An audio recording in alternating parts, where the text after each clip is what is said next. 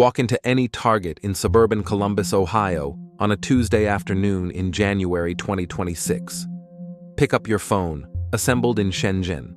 Your kid's toy, Dongguan. The lamp you're about to buy, Guangzhou. The AA batteries at checkout, Shenzhen again. Even the shopping cart itself, manufactured in Guangdong province. Now look at the label on your shirt. Made in China. Your shoes? China. Your laptop bag? China. The credit card in your wallet was printed on machines made in China using Chinese rare earth elements. You are standing in America, spending American dollars, but you are literally surrounded by Chinese manufacturing. Every single physical object within 10 feet of you was made 7,000 miles away in a country that, 40 years ago, was poorer than Indonesia. Welcome to 2026, where China doesn't just make things. China makes everything. Here's the brutal truth that nobody in Washington, Brussels, or Tokyo wants to admit: the greatest wealth transfer in human history wasn't a war. It wasn't colonialism. It wasn't even the 2008 financial crisis. It was the systematic, deliberate, and irreversible migration of the world's manufacturing capacity to the People's Republic of China between 1990 and 2020. We're talking about $23 trillion in industrial capacity, 150 million manufacturing jobs, and the economic sovereignty of entire nations. And here's the darkest irony of all.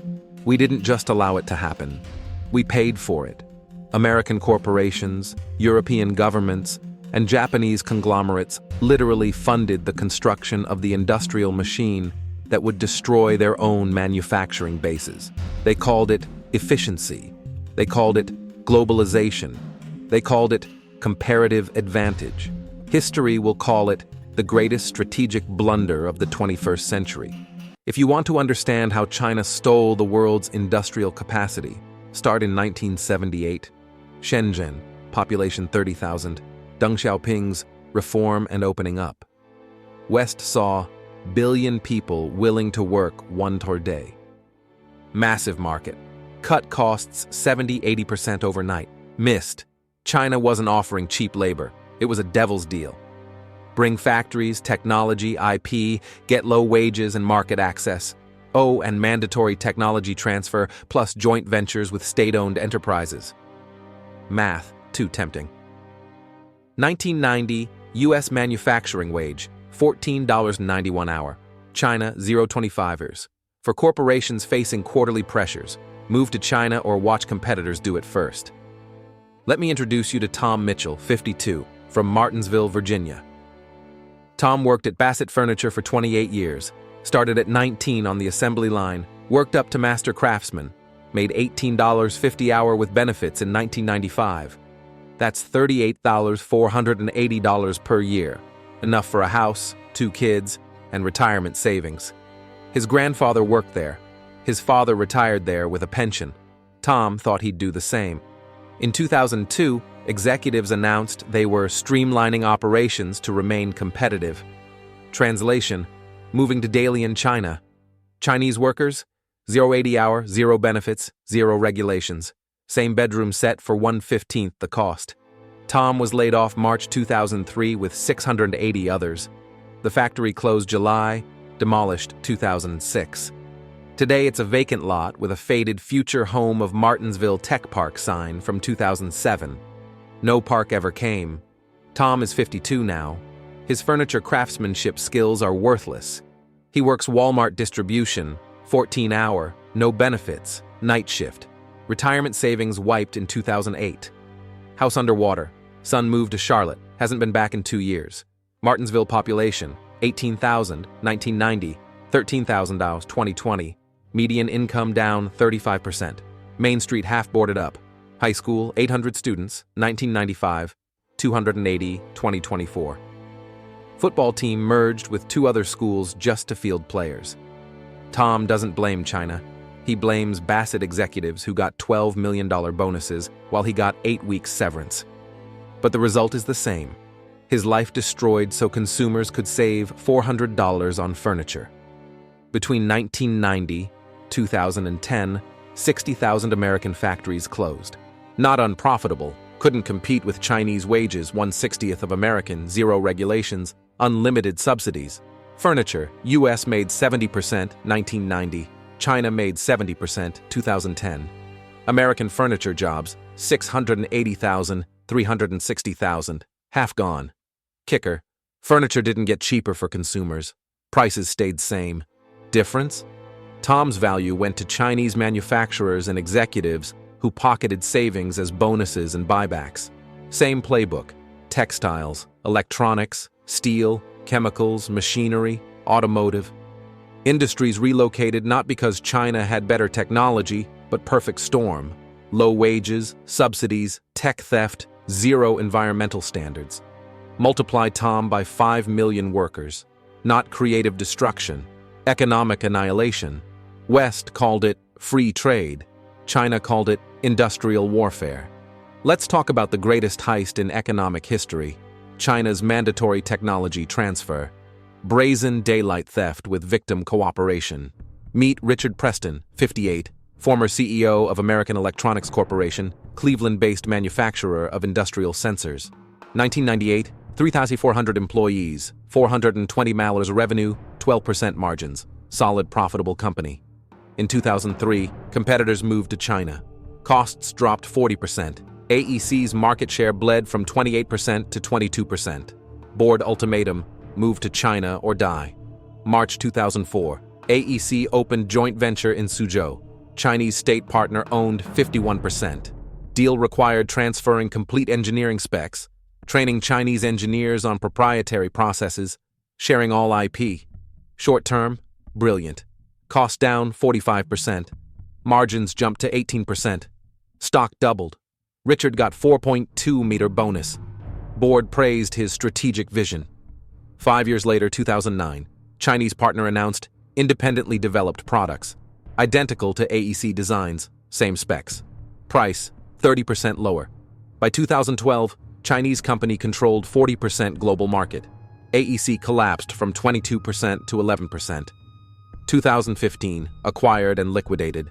Cleveland HQ closed. 2,200 remaining jobs gone. Richard retired 2016 with $18 million total. Workers got 8-week severance. Chinese partner is now Fortune 500, 12B revenue. We had no choice, Richard says. If we didn't go to China, we'd have died in 2005 instead of 2015. He's right. But what happens when every company makes the same individually rational decision that collectively destroys your industrial base? You lose the war while winning every battle. Let's look at other examples. General Electric's wind turbine business. In 2000, GE was the world leader in wind turbine technology. To access the Chinese market, they entered a joint venture and transferred technology.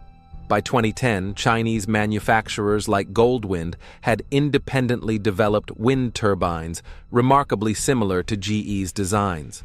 By 2020, Chinese companies controlled 60% of the global wind turbine market. GE's market share down to 15%. High-speed rail. When China decided to build the world's largest high-speed rail network in 2004, they forced technology transfers from Siemens, Alstom, and Kawasaki. 5 years later, China Railway Rolling Stock Corporation emerged as the world's largest train manufacturer, producing trains that looked suspiciously similar to German, French, and Japanese designs, but at 30% lower cost. By 2025, CRRC controls 70% of the global rail market. Here's the brutal math. Between 2000 and 2020, Western companies transferred an estimated $1 trillion worth of intellectual property to Chinese partners through mandatory joint ventures. They did this voluntarily because the alternative was being locked out of the Chinese market entirely. Motorola, once the dominant cell phone manufacturer in China, is now a footnote. Huawei, which started as a Motorola reseller and learned from their technology, is now the world's second largest smartphone maker and the leader in 5G telecommunications equipment. The companies that taught their future executioners how to kill them are now shocked that they're dead. But they're not victims. They were willing participants in their own destruction. prioritizing quarterly profits over long-term strategic positioning. You cannot make this stuff up. Quick pause. If you're following this industrial horror show and thinking, can't we just bring manufacturing back? Keep watching, because the trap is far deeper than you realize. And if you found this breakdown valuable, hit that subscribe button and the notification bell. I'm documenting the greatest power shifts in modern economic history. Drop a comment. Would you rather pay 30% more for products made in America, or keep buying cheap Chinese goods and accept the strategic consequences? I read every comment. Now, drive through the Pearl River Delta region in southern China, spanning Shenzhen, Dongguan, and Guangzhou, and you'll witness something that has never existed in human history. A single integrated manufacturing ecosystem covering 56,000 square kilometers, employing 120 million people, and capable of producing literally anything. This isn't just factories. This is an industrial fortress that makes competition economically impossible. Let me introduce you to Li Wei, 28, from rural Sichuan province, working at Foxconn's Zhengzhou iPhone assembly plant. Li Wei makes 4,800 yuan month, $670 USD, working 60-hour weeks, lives in factory dormitory with 7 women in a room for 4. Schedule: 6 a.m. wake, 7 a.m. shift starts, 7 p.m. official end, 7-9 p.m. mandatory overtime, every day, 6 days per week. Her job: assemble iPhone cameras. 257 times per hour, 2,056 times per shift, 12,136 times per week. Her hands have tremors from repetitive motion, eyes strain from microscope work. Hasn't seen parents in 18 months, but Li Wei doesn't complain. Her alternative in rural Sichuan is farming rice for 170 a month. At Foxconn, she makes 4x that, sends 3,000 yuan home monthly, more than her father's salary. Her brother attends university because of her wages. In 5 years, she'll have down payment for apartment. Li Wei isn't exploited in her mind. She's upwardly mobile. This is her escape from poverty, her American dream. There are 120 million Li Weis in the Pearl River Delta. Picture this. 2 a.m. Wednesday, Foxconn's Zhengzhou facility. Factory floor stretches 6 football fields. 230,000 workers, 3 shifts, 24/7. Night shift, 80,000 people working right now. Constant mechanical hum, fluorescent white lighting, no windows. Workers don't know if it's day or night. Watch Li Wei's station, moving assembly line. Every 14 seconds, iPhone chassis arrives. She has exactly 14 seconds. Seconds 1-2, pick camera module. Seconds 3-5, apply adhesive. Seconds 6-10, place and align camera. Seconds 11-12, press to seal. Seconds 13-14, visual inspection, then next chassis. Again, 257 times hour, 2,056 times shift. Error rate over 0.1%, written up, 3 write-ups, fired. 50 people outside gate waiting for her job. Supervisor watches screen showing real-time metrics for all 80,000 workers. Green, on pace, yellow, falling behind, red, disciplinary action. Li Wei's been green 18 months straight. This is efficiency. This is why Apple delivers iPhones in 24 hours. Why no Western country can compete. American workers would unionize, sue, quit. Li Wei doesn't quit. This factory job is 4x better than rice farming. This is China's weapon. Workers who see 60-hour factory weeks as upward mobility. Here's the brutal reality. China didn't just steal individual technologies. They built complete, integrated supply chains. And in modern manufacturing, supply chain integration is everything. Let's say you want to build a smartphone anywhere outside China. Here's what you face. You need rare earth elements for the electronics. China controls 85% of global rare earth processing capacity. You need lithium-ion batteries. China manufactures 77% of the world's supply. You need LCD screens. China produces 60% globally. You need circuit boards. China makes 70%. You need skilled assembly workers who can work with microscopic components. Foxconn's facilities employ 1.2 million people with those exact skills. But here's the real nightmare. All these suppliers are within a 3-hour truck drive of each other in the Pearl River Delta. If you need a specialized component modified, you can literally walk to the supplier's factory and have prototypes the next day. Need 1,000,000 custom screws? Done in 48 hours. Apple learned this lesson when they tried to manufacture the Mac Pro in Austin, Texas in 2013. They needed custom screws for the housing. In China, suppliers could produce 1,000 custom screws overnight. In the United States, it took 3 weeks just to find a supplier who could make the tooling for one screw design. Apple quietly moved Mac Pro production back to China in 2019. Tim Cook said it publicly, "The US has stopped producing people with the skills we need." The numbers are staggering. China now produces 28% of global automobiles, 29 million vehicles in 2024, 50% of global steel, 1.03 billion tons in 2024, 60% of global cement, 70% of global solar panels, 77% of global lithium-ion batteries, 90% of global rare earth processing, 60% of smartphones, 80% of laptop computers. But the most terrifying statistic, China produces 30% of total global manufacturing output. The United States produces 16%. All of Europe combined produces 15%. Japan produces 7%. China alone manufactures more physical goods than the United States, European Union, and Japan combined. Let that sink in. One country outproduces 3 entire advanced economic blocks. And it's self-reinforcing. Because China has such massive scale, they can invest in automation at levels no other country can match. In 2024, China installed 290,000 industrial robots, more than the rest of the world combined. They're automating faster than anyone else while still maintaining the low-cost advantage. Western politicians who talk about reshoring production are discovering a brutal truth. The supply chains don't exist anymore outside China. The skilled workers have retired or retrained for other careers. The technical knowledge has been lost. The supplier networks have dissolved. You can't just flip a switch and rebuild 30 years of industrial capacity. It would take decades and trillions of dollars. The trap has already snapped shut.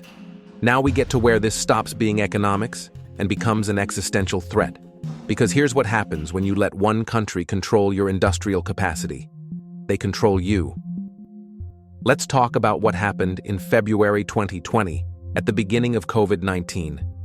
The world suddenly needed hundreds of millions of medical masks, face shields, ventilators, and PPE. And every country discovered the same horrifying fact.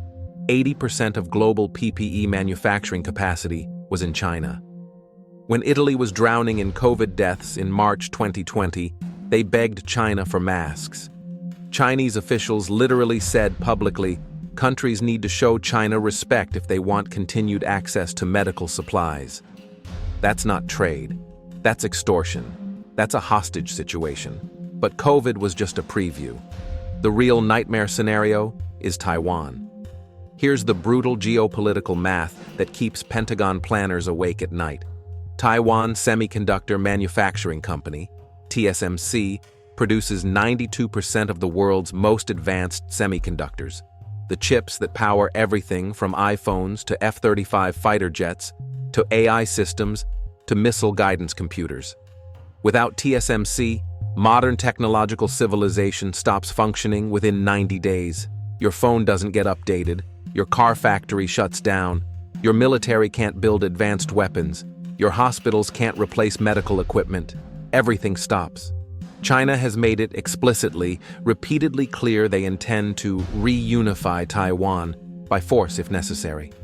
Multiple senior Chinese military officials have publicly stated Taiwan will be part of China by 2027, the 100th anniversary of the People's Liberation Army. Now run the scenario. It's 2027, and China invades Taiwan. What does the United States do? Option A, military intervention to defend Taiwan. Option B, economic sanctions against China. Option C, accept the fait accompli and do nothing. Let's game out Option A, military defense. Good luck fighting a 21st century war when China produces 77% of the lithium-ion batteries that power modern military equipment, controls 85% of rare earth processing essential for advanced weapon systems, and manufactures 60% of the electronic components in American military hardware. The Pentagon ran war games on this exact scenario. Here's what happens. The U.S. Navy attempts to defend Taiwan. China responds by cutting off rare earth exports and halting all shipments of critical components. Within 90 days, automotive production stops. No batteries, no electronic components. Consumer electronics production stops. No supply chain. Pharmaceutical production crashes. China makes 80% of antibiotic precursors. Defense manufacturing slows to a crawl. No rare earths for guided missiles, no components for radar systems. The United States would face a choice: continue defending Taiwan and watch your economy collapse, or abandon Taiwan and keep your lights on. That's not a strategic dilemma. That's checkmate. Option B, economic sanctions, is even more absurd. Sanction China? They control your supply chains for everything from pharmaceuticals to rare earths to electronics. Any serious sanctions mean immediate shortages across the entire Western world. You're not sanctioning China, you're sanctioning yourself. And China knows it. That's why they're increasingly aggressive. That's why they can force technology transfers and violate trade agreements with impunity. They understand that economic power is military power. Europe is even more vulnerable than America. Germany sends $120 billion in exports to China annually. Volkswagen derives 40% of total revenue from Chinese sales. BMW, 38%. If China cut them off tomorrow, both companies would face immediate bankruptcy. The German economy would enter recession within 90 days.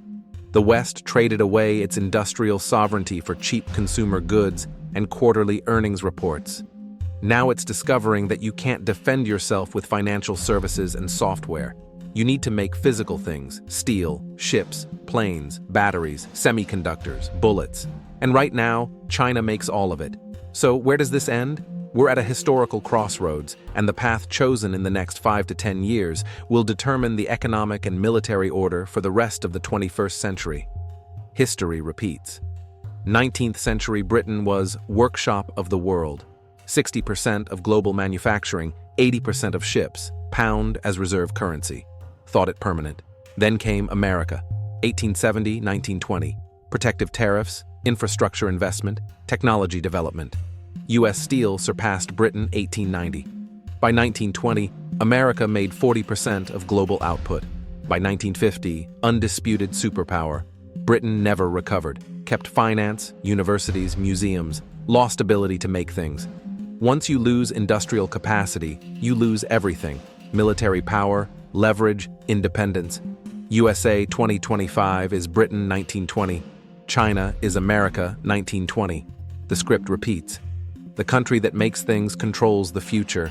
The country that financializes becomes a museum. Now, the two possible futures. Future A, the Renaissance. The West treats industrial capacity as national security. US, Europe, Japan invest $5.10 trillion over next decade reshoring critical supply chains. Semiconductors, pharmaceuticals, rare earths, batteries, steel. Not furniture and t-shirts. Strategic independence in technologies that matter. By 2035, advanced economies rebuild 40–50% of lost capacity. China remains powerful but doesn't hold world hostage. Western living standards decline, iPhones $200 more, cars $3,000 more, goods 20–30% pricier, but autonomy restored. When Taiwan crisis comes, West has options, not surrender. Requires political will absent 30 years. Requires telling voters cheap goods aren't worth subordination. Requires accepting lower profits, higher prices for a generation. Probability 30%. Future B, the Chinese century, current trajectory. West makes incremental changes while maintaining fundamental dependence. China continues advancing, expanding dominance, increasing leverage. By 2035, China controls 40 to 50% global manufacturing, dominates next-gen tech, quantum, AI, biotech, fusion. Renminbi challenges dollar as reserve currency. Taiwan absorbed. Invasion or capitulation. TSMC under Chinese control. West accepts client state status in Chinese economic order. America becomes what Britain became 1950. Wealthy, important, but no longer dominant. This isn't speculation. This is current trajectory. Every data point, trend line, strategic indicator points here. Probability, 70%. Let me show you what America traded. Saturday morning, 10 a.m., Main Street, Martinsville, Virginia. 1995, every storefront open. Hardware, diner, pharmacy, Bassett factory 3 blocks away, 200 workers. Today, 24 storefronts, 11 empty, faded for lease signs. Pharmacy closed 2008, diner 2011, hardware 2015, what's left? Dollar General, check cashing store, vape shop, one Mexican restaurant. Tom sits on bench at old factory site, vacant lot, chain link fence, cracked concrete, weeds. That tech park sign from 2007. Still there, no park. Young couple walks past, early 20s, Chinese-made clothes, Chinese phones. Not from here, just passing through Route 220. Gone in an hour. Kids from the 90s, all gone. Charlotte, Raleigh, Richmond, DC. Anywhere but here. Median age, 47. No future. High school, 800 students, 1995. 280, 2024. Elementary school, closed. This is creative destruction. This is comparative advantage. This is free trade. 3,000 Martinsvilles across America. Factory towns making furniture, textiles, machinery, now making nothing. When the factory left, everything collapsed. China didn't just take jobs. China took communities. Meanwhile, in Shenzhen, Li Wei's younger brother just graduated from university with a degree in electrical engineering. He has 3 job offers. The average starting salary for engineers in Shenzhen is now higher than entry-level engineering salaries in Ohio. The Chinese middle class is expanding. The American middle class is dying. Here's the lesson. Economic efficiency and national security aren't the same. Sometimes paying more to make something at home isn't waste, it's insurance. Sometimes quarterly profits matter less than strategic positioning. Sometimes the cheapest option today is most expensive in 20 years. West spent 30 years optimizing for efficiency, sacrificing resilience. Efficiency meant squeezing labor costs, just-in-time supply chains, zero redundancy, moving every factory to China to save 40%. Now discovering efficiency without resilience. Fragility. Fragility, vulnerability. Vulnerability, subordination. China understood from day one. Western CEOs focused on next quarter's earnings. Chinese strategists played 50-year game. American politicians worried about elections. Chinese leaders planned for generations. Irony, America pioneered this playbook. This is how America surpassed Britain, building capacity, protecting industries, investing in technology. At peak power, we forgot our history, lectured world about free trade while China executed America's original playbook. Can't defend with financial services and software. Can't fight wars with consulting and hedge funds. Need to make physical things. Steel, ships, batteries, semiconductors. Right now, China makes it all. Question for 2025 isn't whether China dominates 21st century. It's whether West accepts subordinate status gracefully or fights to rebuild. History judges by results, not intentions. Results are clear. Traded sovereignty for cheap goods. Sold Tom's future for Richard's $4 million bonus. Destroyed industrial base for quarterly earnings. Future historians will study this like Britain's decline. Cautionary tale of dominant power that grew complacent, prioritized short-term thinking, woke up too late. If you found this valuable, subscribe for more analysis on greatest economic power shifts of our time. Comment, too late to reverse, or can West rebuild? Welcome to the Chinese century. West had 30 years to see it coming. Now, the bill is due.